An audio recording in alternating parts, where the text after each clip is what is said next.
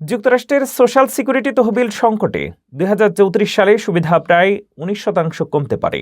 গড় $২৩,৫০০ তুলনায় অবসরপ্রাপ্তরা অনেক দেশীয় ও বিদেশি নাগরিকদের চেয়ে খারাপ অবস্থায় পড়তে পারেন। বাজেট ঘাটতি, ঋণ বৃদ্ধি এবং কর ছাড় নীতি প্রধান কারণ। কার্যকর পদক্ষেপ না নিলে সংকট মারাত্মক হতে পারে। যুক্তরাষ্ট্রের সামাজিক নিরাপত্তা তহবিল সংকটের মুখোমুখি হচ্ছে, যা দেশটির অবসরপ্রাপ্তদের জন্য মারাত্মক প্রভাব ফেলতে পারে। বিশেষজ্ঞদের মতে ২০৩৪ সালের মধ্যে বর্তমান আইন অনুযায়ী সমস্ত সুবিধা প্রায় ১৯% কমে যাবে, যখন সামাজিক নিরাপত্তা ট্রাস্ট ফান্ডের অর্থ শেষ হয়ে যাবে।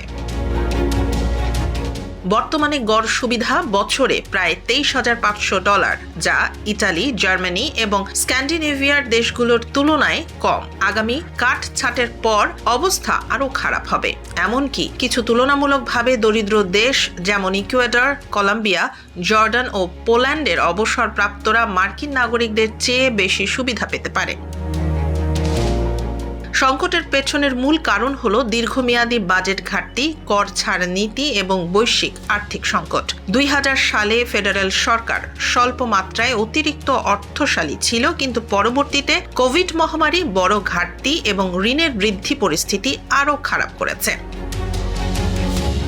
বিশেষজ্ঞরা সতর্ক করে বলছেন, সাময়িক খরচ বাড়ানো বা কর ছাড়ের মাধ্যমে সমস্যার সমাধান হবে না। যদি কার্যকর পদক্ষেপ না নেওয়া হয়, আগামী দশকে মার্কিন অবসরপ্রাপ্তরা এমন আর্থিক সংকটের মুখোমুখি হতে পারেন, যা অনেক দরিদ্র দেশের নাগরিকদের চেয়ে খারাপ হতে পারে। সামাজিক নিরাপত্তার এই সংকট দেশ এবং নাগরিক উভয়ের জন্যই বড় চ্যালেঞ্জ হিসেবে দাঁড়িয়েছে।